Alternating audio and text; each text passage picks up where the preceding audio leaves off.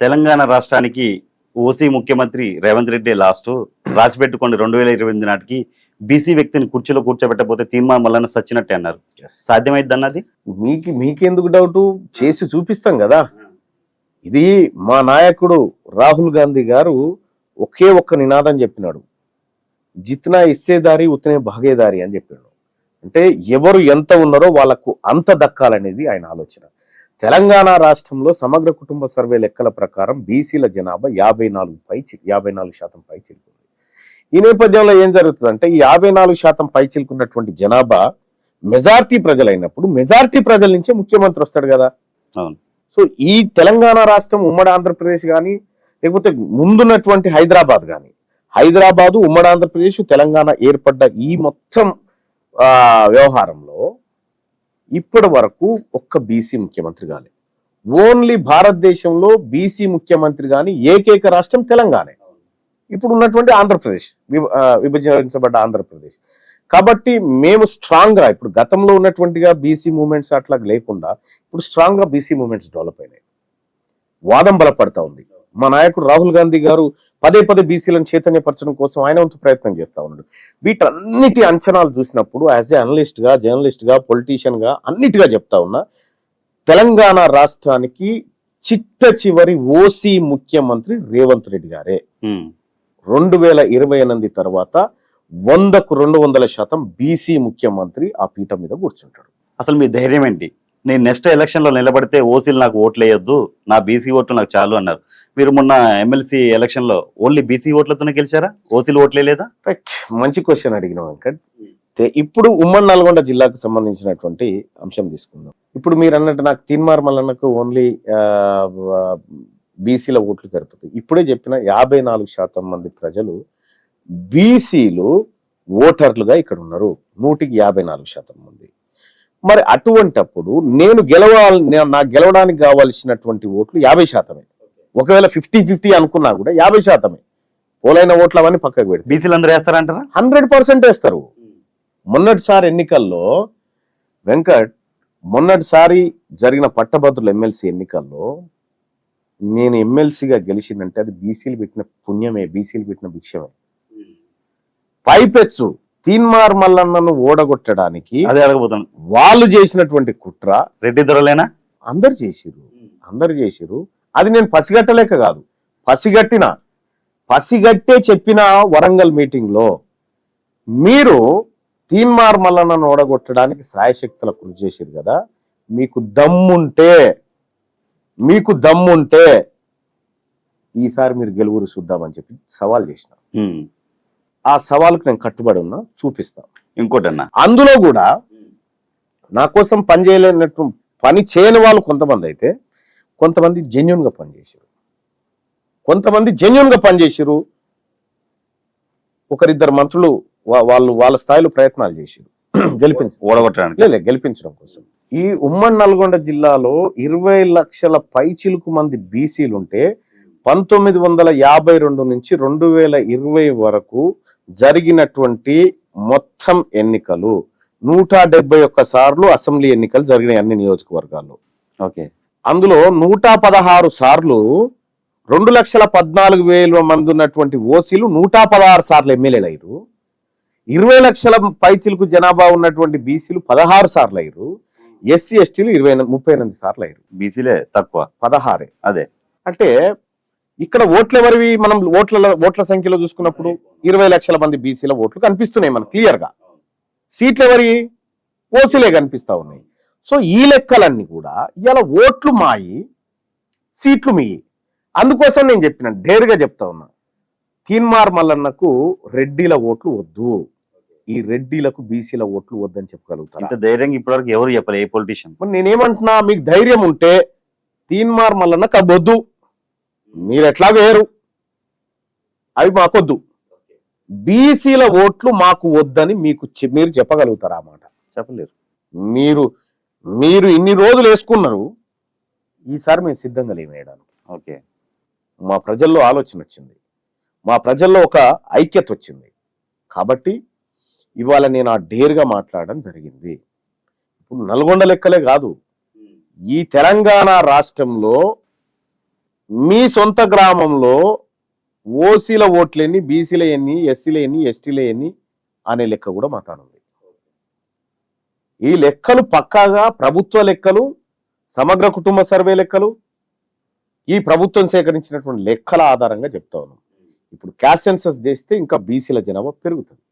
2016 లెక్కలు ఇవి. నేను బెదిరించే సీట్ తెచ్చుకున్నాను, ఎవరిని బెగ్గింగ్ చేయలే అన్నారు. ఎవరిని బెదిరించారు, ఎవరిని భయపెట్టారు? అంటే ఒకటి, తీన్మార్ మల్లన్న ప్లేస్ లో వేరే అభ్యర్థి గనక పట్టభద్రుల ఎమ్మెల్సీలో ఉంటే సీటు గెలవకపోతుండే కాంగ్రెస్. అది సత్యం, అది సత్యం. ఇక్కడ తీన్మార్ మల్లన్న ఇండిపెండెంట్ గా పోటీ చేస్తే ఇంతకంటే ఎక్కువ మెజార్టీ ఇచ్చేది. ఓకే, నువ్వు ఇస్తే చేస్తా, లేకపోతే కూడా పోటీ చేస్తా అని తెచ్చుకున్నా. అంటే రేవంత్ రెడ్డి గారు మీకు ఇవ్వనని చెప్పారా? రేవంత్ రెడ్డి గారు ఇవ్వనని కాదు, నేను మా నాయకత్వానికి చెప్పిన. రేవంత్ రెడ్డి గారి చేతిలో ఎంతవరకు ఉంటుందో అంతవరకు ఆయన క్లియర్ గా చెప్పిండు నాకు. మళ్ళా నువ్వు గ్రాడ్యుయేట్ పోటీ చేయాలని నాకు క్లియర్ గా చెప్పిండు.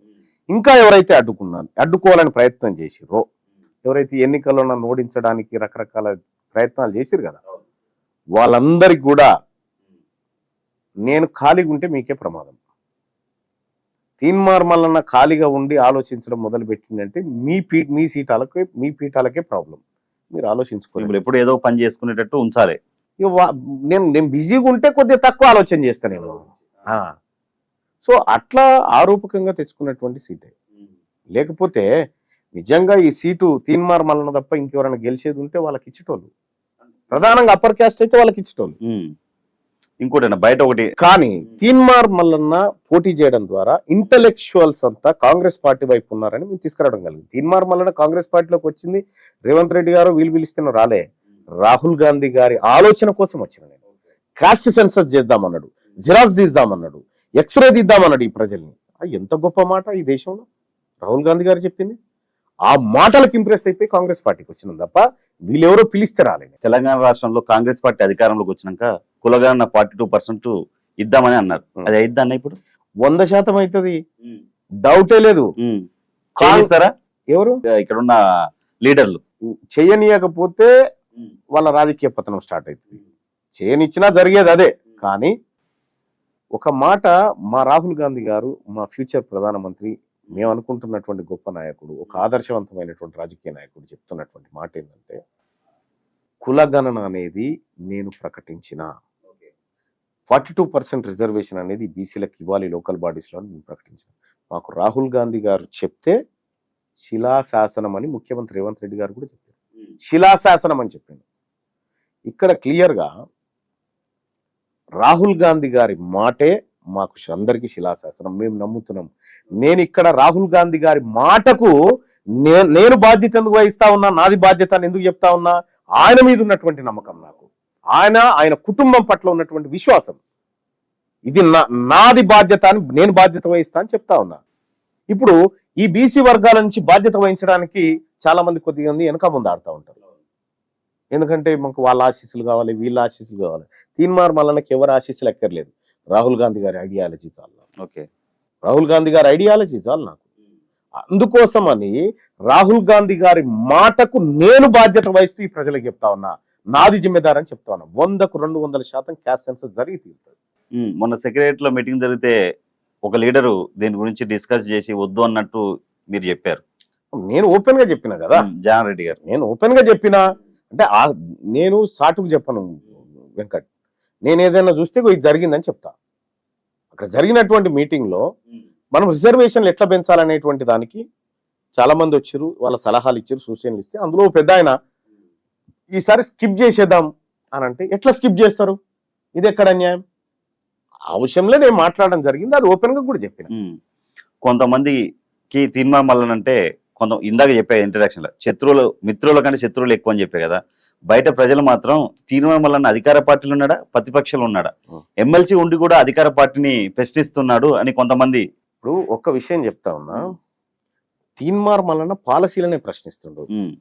మా రాహుల్ గాంధీ గారు ఇచ్చినటువంటి సోషల్ కాజ్ లైన్ ఒకటి నడిపిస్తా ఉన్నాం.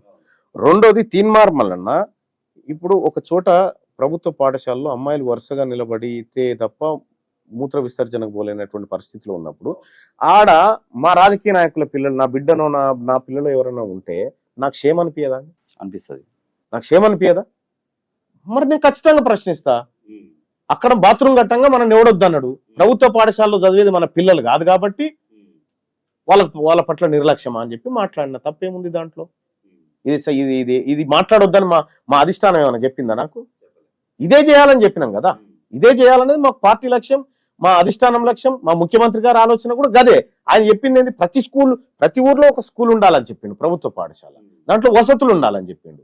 కానీ 250 మంది ఆడపిల్లలు ఉన్నటువంటి స్కూల్లో ఈ దుస్థితి ఉంటే రేపు పొద్దుగాల ఆ స్కూల్కి ఎవరైనా తల్లిదండ్రులు పంపుతారా? మరి ప్రభుత్వ విద్యను ఎట్లా కాపాడుకుంటాం?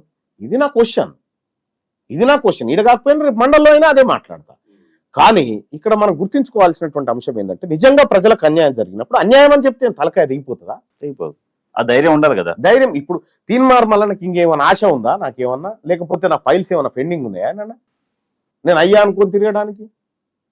నన్ను గెలిపించింది పేద ప్రజలు. ఈ ప్రజల కోసం, ఈ బిడ్డల కోసం నేను మాట్లాడాలి కదా. నేను ఆ పనే చేస్తున్నా. దాంట్లో తప్పేముంది? అధికార పక్షంలో ఉన్నంటే నేను ఏ పక్షంలో ఉన్నా ఈ ప్రజల పక్షంలోనే ఉంటా. అటైనా ఇటైనా ఎప్పుడైనా ప్రజల పక్షంలోనే ఉంటా. సహజంగా ఇప్పుడు మనం గతంలో ఉన్నప్పుడు ఆ ప్రభుత్వాలు చేసిన పనులను విమర్శించినాం. ఆయన ముద్దొచ్చి ఇలా వ్యతిరేకం ఉండదు కదా. నేను మారలే, నా ప్రశ్న మారలే, నేను అడగడం మారలే.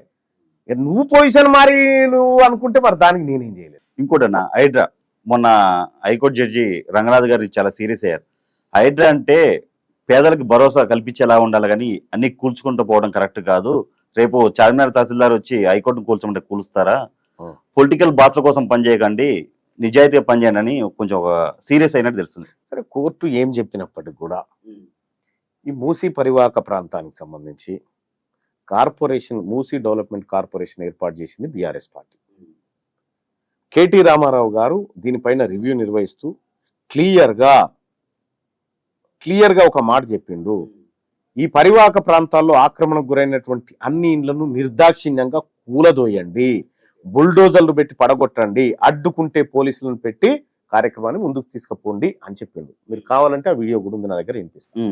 మీరే ఏర్పాటు చేస్తారు, మీరే మూసీ సుందరీకరణ అంటారు, దానికి మూసీ డెవలప్మెంట్ కార్పొరేషన్ పెట్టి ఆ కార్పొరేషన్ కు ఎల్బీ నగర్ ఎమ్మెల్యే సుధీర్ రెడ్డిని చైర్మన్ చేస్తారు, లోకేష్ కుమార్ గారు ఉంటారు. వీళ్ళందరినీ గట్టి మీరే చేసిరు ఆ కార్యక్రమం.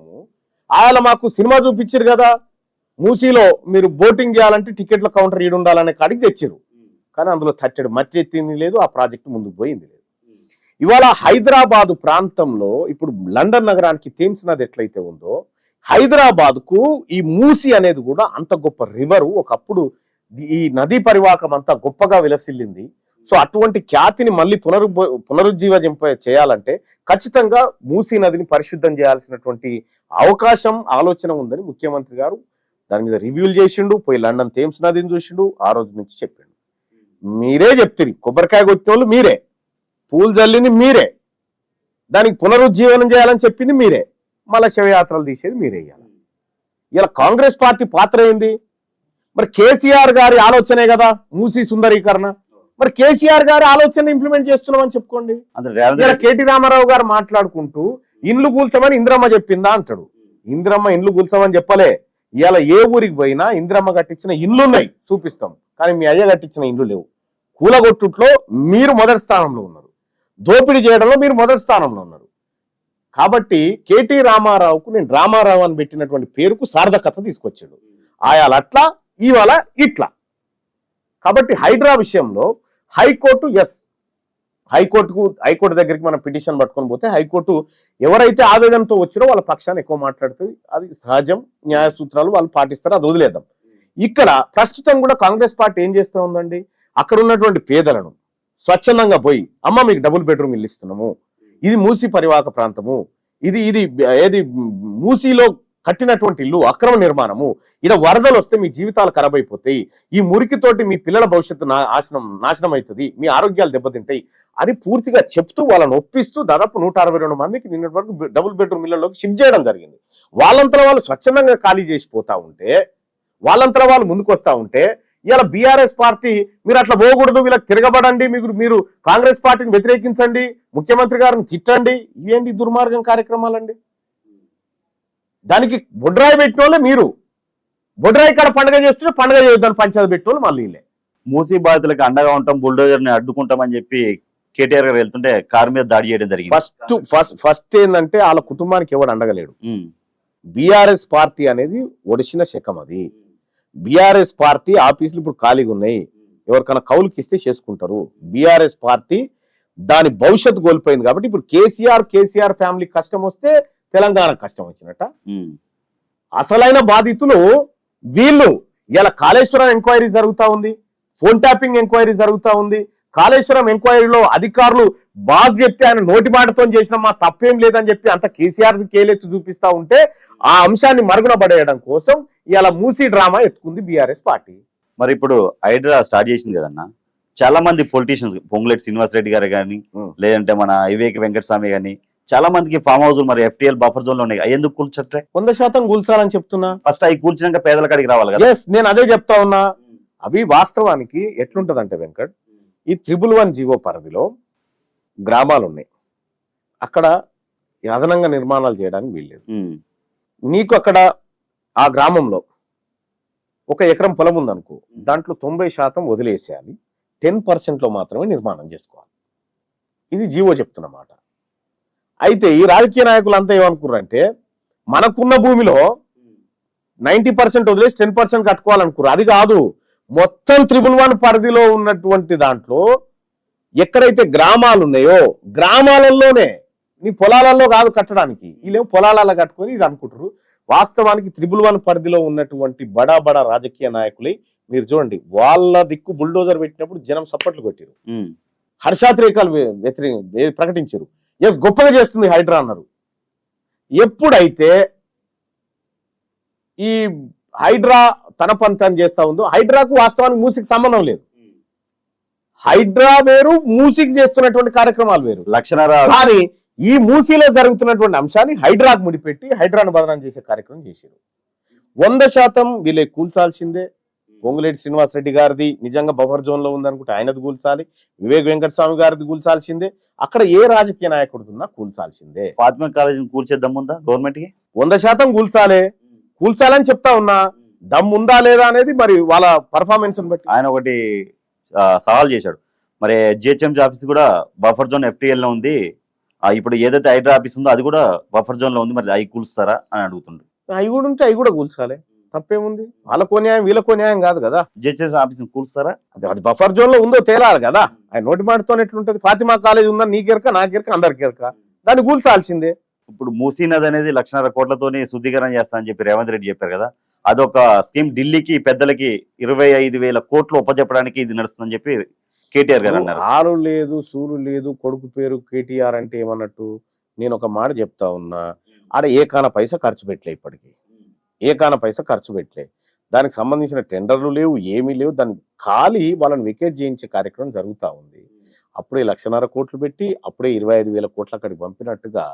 ఇప్పుడు ఏందండి వాళ్ళ కార్యక్రమం ఏంది? ఇప్పుడు వాళ్ళ ఆలోచన ఏంది? అవి మేం తినాలి కదా, మేం తినేది ఉండే కదా, మీరు అనవసరంగా ప్రాజెక్ట్ కోసం పెడుతున్నారు. మరి ఓకే, తెలంగాణలో ఇప్పుడు ఉన్నటువంటి ప్రజాప్రభుత్వం 1,50,000 కోట్లు పెట్టి దాన్ని కడతా అంటుంది, కమిషన్ల కోసం అంటారు. మరి కట్టిన కాళేశ్వరం, సుందిల్లా, అన్నారు, ఇవన్నీ కమిషన్ల కోసమే కట్టిరా? ఇవన్నీ వాటి కోసమే కట్టిరా? ఇప్పుడు రివర్ బెడ్ లెవెల్లో ఉన్నది అని చెప్పి దానికి X మార్క్ ఉంటే ఏదో మార్క్ వేస్తా ఉంటే అది కొట్టేసాట కేసీఆర్ పేరు రాయన్నట. కేసీఆర్ పేరు రాయన్నట. ఇప్పుడు కాళేశ్వరానికి రాద్దామా మరి కేసీఆర్ పేరు? వాళ్ళని అడగాలి మరి, రాద్దామా అంటున్నా. దానికి బుద్ధి లేకుండా మాట్లాడతారని. కాబట్టి హైడ్రా తన పని తను శ్రవ్యంగా చేస్తా ఉంది. సుప్రీంకోర్టు చెప్పింది, ఇక్కడ హైకోర్టు ఎన్ని చెప్పింది. సుప్రీంకోర్టు చెరువులను పరిరక్షించండి అని చెప్పింది. ఇంకో గొప్ప మాట ఇలా సుప్రీంకోర్టు కూడా చెప్పింది, రోడ్డు మీద ఉన్నటువంటి మసీద్ అయినా, చర్చ్ అయినా, లేకపోతే దర్గా అయినా, గుడి అయినా నిర్దాక్షిణ్యంగా గులగొట్టండి. ఇది లౌకిక దేశము, ఇక్కడ అన్నిటికీ సమానమైనటువంటి హక్కు ఉంటుంది, ఇక్కడ మతము కులము అనేది ప్రాతిపదికన కాదు అని క్లియర్గా చెప్పింది. అమృత్ స్కీమ్ టెండర్ 3 రెడ్డిలు పంచుకున్నారని మీరు అన్నారు. పొంగులేటి అయితేంది, మన మెగా కృష్ణారెడ్డి అయితేంది, ఈ భారం అంతా ఎవరి మీద పడుతుంది? మరి ప్రజల మీదే పడుతుంది. ప్రజల మీదే పడుతుంది. మరి మీ పార్టీలో ఇప్పుడు కామారెడ్డి డిక్లరేషన్ ప్రకారము 42% కాంట్రాక్ట్లు బీసీలకు ఇవ్వాలని చెప్పారు. ఇచ్చిరా? ఇవ్వలే. ఇవ్వలే కదా. మరి ఇది అమృత్ స్కీమ్ కు సంబంధించినటువంటి టెండర్లు గత ప్రభుత్వం బీఆర్ఎస్ పార్టీ రేపు ఎలక్షన్లు అనగా టెండర్లు వేసి మాయా మచ్చింద్ర కార్యక్రమాలు చేసి అక్రమంగా కొట్టాలని చూసింది. సో తర్వాత వచ్చిన ప్రభుత్వం దాన్ని సవరించి మళ్ళీ టెండర్లు పిలిచి పొంగులేటి శ్రీనివాసరెడ్డి గారు చెప్తా ఉన్నారు లెస్ కేసు. లెస్ కూడా కాదు అది, ఇది ఓపెన్ దోపిడీ. ఒప్పుకొని తీరాలే, లేదు మేము చేయము అని అంటే ఒకసారి మాట్లాడదాం. మీ పార్టీలో ఉన్నారు ఏ పార్టీలు ఉంటేంది ప్రజల సొమ్మిది. అన్ని వేల కోట్ల రూపాయలు ఎక్కడికేం తెచ్చి పెడతారు? జనం సొమ్మే కదా. ఒక్కొక్క బీసీ నెత్తి మీద వీళ్ళు పంచుకున్నటువంటి కాంట్రాక్టర్ సొమ్ము 1900 రూపాయలు 1924 రూపాయలు 26 పైసలు పడ్డది ఒక్కొక్క నెత్తి మీద. కాంట్రాక్టులు ఈ ప్రభుత్వంలో ఉన్నటువంటి వాళ్ళు కాంట్రాక్టులు చేసేది వాళ్ళ కంపెనీలకు లబ్ధి చేకూర్చడం ఏంది? అంటే మీకు అనుకూలమైనటువంటి టెండర్లు వేసుకొని మీకు అనుకున్న తీరుగా పంచుకొని పోవడమేనా? 42% కాంట్రాక్టులు బీసీలకు ఇస్తాన్నారు. ఏవి మరి 3 రెడ్లు పంచుకు తిన్నారంటే అనకపోతే ఏం చేస్తావా? బీసీ కాంట్రాక్టర్లకు అన్యాయం జరుగుతుంటే నేను సాటు కంటలేను వెంకట్, నీకెవరు అమ్మగట అంటున్నా ఈ మాట, కట్టుబడి ఉన్న మాటకు. మీరు బీసీల గురించి మాట్లాడుతుంటే రెడ్డిలను కించపరిచేలా మాట్లాడారని చెప్పి రెడ్డి జాగృతి సంఘం మీ మీద కేసు కూడా పెట్టడం జరిగింది. మీరు బీసీల గురించి మాట్లాడితే రెడ్డిలకి ఏంటి ప్రాబ్లం? అంటే వాళ్ళు భయపడుతున్నారా? విషయం ఏంటంటే వాళ్ళకి తెలియనటువంటి అంశం, నేను శత్రువుని యుద్ధానికే పిలుస్తుంటా. అవును, వచ్చినట్టే వచ్చి జారిపోయారు. మా వ్యూహం అర్థమైందో అర్థం కాలేదో మేము యుద్ధానికి పిలుస్తున్నాం. అవును, వాళ్ళు వచ్చినట్టు వచ్చి జారిపోయారు. బీసీలు ఏమన్నా మీ ఇంట్లో సొమ్ము అడుగుతుర్రా? ఈ 70 ఏళ్ల సంది బీసీల సొమ్ము ఎవడు తింటుంది? ఇదే కదా మేము అడుగుతున్నది ఇదే. మీకేమి నొప్పి? మీకేం ఇబ్బంది? గుమ్మడికాయ దొంగ అంటే భుజాలు ఎందుకు తడుముకుంటారు? ఒక్కటి వెంకట్, 70 సంవత్సరాల నుంచి పరిపాలన బీసీలు అయితే చేయలే కదా, రెడ్డిలదే చేయలే కదా. మరి ఇప్పటికీ 70 సంవత్సరాల నుంచి మా రేషన్ కార్డుల సంఖ్య ఇంకా పెరిగింది, తెల్ల రేషన్ కార్డులు. మా హెల్త్ సెక్టర్ బాగుపడలే, మా ఎడ్యుకేషన్ సెక్టర్ బాగుపడలే. అంటే మీరు ఫెయిల్ అయినట్టే కదా. 70 ఏళ్ళ నుంచి పరిపాలన చేసి మాకు పరిపాలన చేత కాదని మీరు నిరూపించారు కదా. మేము చూసుకుంటాం ఎట్లా చేసుకోవాలి, మేము చూసుకుంటాం. అది మీకు పరిపాలన చేత కాదనేది స్పష్టంగా అర్థమైపోయింది. మీ పరిపాలన అంతా మీరు బతకడం కోసమే. ఇలా ఈడబ్ల్యూఎస్ కోటాలో ఈ టీచర్ పోస్టుల భర్తీలో మీరు చూడండి ఏం జరిగిందో, రేపటి గ్రూప్ 1లో చూడండి ఏం జరుగుతుందో. అన్ని ఉద్యోగాలలో జరిగేటువంటి దోపిడీ. రిజర్వేషన్లు ఎవరి కోసం తెచ్చారు వెంకట్? బాబాసాహెబ్ అంబేద్కర్ గారు ఎవరైతే పేద వర్గాలు ఉన్నారో ఆ పేద వర్గాలు పైకి రావడం కోసం పెట్టారు. రిజర్వేషన్లు మా కోసం పెట్టిరని ఇప్పుడు వాళ్ళు వాడుకుంటారు కదా 10%. తెలంగాణ రాష్ట్రంలో ఉన్నటువంటి ఓసీ కమ్యూనిటీ 6.69%. దాంట్లో డివిజన్ చేస్తే రెడ్లు ఉన్నది 10 లక్షల మంది, వెలమలు ఉన్నది 1,02,000 మంది. మొత్తం ఫేక్ సర్టిఫికేట్ల ద్వారా ఈడబ్ల్యూఎస్ కోటాలో సీట్లు పొంది ప్రభుత్వ ఉద్యోగాలు సాధిస్తుంటే వాళ్లకు 67 మార్కులు వచ్చినటువంటి ఎస్టీకి రాదు ఉద్యోగము, 50 మార్కులు వచ్చిన ఈడబ్ల్యూఎస్ కోటాలో మహిళకు వస్తుంది. రిజర్వేషన్ ఎవరి కోసం అమలు అవుతున్నట్టు? నష్టపోతుంది ఎవడు? పేదోడు. మరి ఇది ఫిక్స్ చేయకుండా బీసీలకు రిజర్వేషన్ ఇవ్వాలంటేనే మీరు పోయి కోర్టులో కేసేస్తారు. ఈడబ్ల్యూఎస్ కోటాలో మీకు రిజర్వేషన్లు అయితే కోర్టులు వెంటనే అమలు చేయండి ఆలస్యం చేయకూరంటారు. అదే బీసీలకు ఇవ్వాలని చెప్పి రిజర్వేషన్ ఇవ్వాలని చెప్పి కొట్లాడితే మీరు కోర్టులకు పోయి మీరు కోర్టులో కేసేస్తే కోర్టు కూడా చెప్తుంది మేము చెప్పేదాకా మీరు అమలు చేయొద్దని చెప్పి. 27% రిజర్వేషన్ కూడా అమలు చేయాలనేటువంటి ఆలోచన వచ్చినప్పుడు కోర్టులు 2 సంవత్సరాలు ఆపినాయి తెలుసా? 2 సంవత్సరాలు ఆపినాయి కోర్టు, మేము చెప్పేదాకా మీరు ఇంప్లిమెంట్ చేయొద్దని చెప్పి. ఏది మండల కమిషన్ రిపోర్ట్ ఇచ్చిన తర్వాత ఇవి ఇంప్లిమెంట్ చేయడం కోసం పెడితే 2 సంవత్సరాలు కోర్టు దాన్ని ఆపింది. ఈడబ్ల్యూఎస్ రిజర్వేషన్ ఒక్క క్షణం కూడా ఆపలే కోర్టు, ఇంప్లిమెంట్ చేసుకోపోరని చెప్పింది. అంటే ఏ వ్యవస్థ ఈ బీసీల కోసం పనిచేస్తలేదు వెంకట్. ఇక్కడ ఏ వ్యవస్థ ఈ బీసీల కోసం పనిచేస్తలేదు. ఇక బీసీలం తేల్చుకుంటాం, చూసుకుంటాం, మా వాటా మేమెంతో మాకంతా. మీ సొమ్ము అడుగుతలేం, నీ నోటికాడి బుక్ అడుగుతలేం. మేము మనుషులమే, పొలిటికల్ గా అన్టచబుల్ గా మిగిలిపోయినటువంటి బీసీలం మేమంతా అన్ని రకాల. ఇలా ప్రభుత్వ ఉద్యోగుల్లో ఎంతమంది బీసీలు ఉన్నారు, ఎంతమంది ఓసీలు ఉన్నారు, ఎంతమంది ఎస్సీ ఎస్టీలు ఉన్నారు? తెలంగాణ రాష్ట్రంలో ఉన్నటువంటి జెడ్పీటీసీలలో బీసీల జెడ్పీటీసీల కంటే ఎస్టీల జెడ్పీటీసీలు ఎక్కువ ఉన్నారు. కేవలం 16-17% స్థానిక సంస్థల్లో రిజర్వేషన్ దొరికింది. ఎక్కడుండే అది 33% ఉండే. 33% నుంచి సగానికి తీసుకొచ్చారు. సగానికి తీసుకొచ్చిన మహాత్ముడు పుణ్యాత్ముడు ఎవరు? ఈ కేసీఆర్ కాదా? అప్పుడు కేసీఆర్ సంఖలో పడి తిరుగుతున్నటువంటి నాయకుల పాపం కాదా ఇది? కాబట్టి నేనేమంటే మల్టిపుల్ దోపిడీ జరిగింది బీసీల పైన. దీన్ని ఎట్టి పరిస్థితిలో సహించం. ఖచ్చితంగా ప్రజా చైతన్యానికి మేము పూనుకున్నాం. ప్రజలను చైతన్యమయ్యారు. వాళ్ళ లెక్కలు చెప్తుంటే వాళ్ళు ఇబ్బంది అవుతుంది. వాళ్ళకు అమ్మో దాచిపెట్టాలి కదా, నువ్వు ఎట్లా బయట పెడతావు? ఇవి బయట పెడితే రేపు పొద్దుగాల మాకు ఓటు ఎవడేస్తాడంటే వేయరు, బరాబర్ వేయరు. అందుకే మీ మీద కేసులు పెడుతున్నారు. ఏగా కేసులకు తీన్మార్మలన్నా భయపడతారు. జైలుకి వెళ్ళి వచ్చినాడు. ఈ కేసులు అనేటి నథింగ్ నా జీవితంలో, అది పార్ట్ అంతే. గత ప్రభుత్వంలో ఇదే రేవంత్ రెడ్డి గారు పార్టీ మారిన వాళ్ళని రాళ్లతో కొట్టాలన్నాడు. మరి ఇప్పుడు ఇదే రేవంత్ రెడ్డి గారు కండువలేసి పార్టీలకు అవమానిస్తున్నారు కదా, మరి ఇప్పుడు రాళ్లతో రేవంత్ రెడ్డిని కొట్టాలనా, ఎమ్మెల్యేని కొట్టాలనా? అది మీరు రేవంత్ రెడ్డి గారిని అడుగురు. అంటే మీరు పార్టీలో ఉన్నారు కదా. నేను మా నాయకుడు రాజీవ్ గాంధీ గారు తీసుకొచ్చినటువంటి పార్టీ ఫిరాయింపుల చట్టం అమలు కావాలని కోరుకుంటా. పార్టీ ఫిరాయింపుల వ్యతిరేక చట్టం, దాన్ని పుంజాల శివశంకర్ గారు డ్రాప్ చేసిరు. గౌరవ మాజీ ప్రధాని స్వర్గీయ రాజీవ్ గాంధీ గారు దాన్ని పార్లమెంట్లో పాస్ చేసినాడు. పార్టీ మారిన వల్ల సభ్యత్వం పోవడానికి ఆయన నిర్ణయం తీసుకున్నాడు. సో మా రాజీవ్ గాంధీ గారిది మేము ఇంప్లిమెంట్ చేయలేనప్పుడు అది నా బాధ్యత కాదు. అది ముఖ్యమంత్రి గారు, ఆ తర్వాత ఆయన ఏం నిర్ణయం తీసుకుండో లేకపోతే ఏం సంగతో నాకు. అంటే గతంలో కేసీఆర్ చేసింది ఇప్పుడు రేవంత్ రెడ్డి కూడా చేశాడు కదా. అందరు చేసేది అదే, అందరు చేసేది అదే, అన్ని పార్టీలు చేసేది అదే. భారతీయ జనతా పార్టీ గదే చేసింది, బీఆర్ఎస్ గదే చేసింది, కాంగ్రెస్ గదే చేసింది. సో మా పంచాయతీ పార్టీ ఫిరాయింపుల పంచాయతీ కాదు వెంకట్, మా పంచాయతీ బీసీ పంచాయతీ.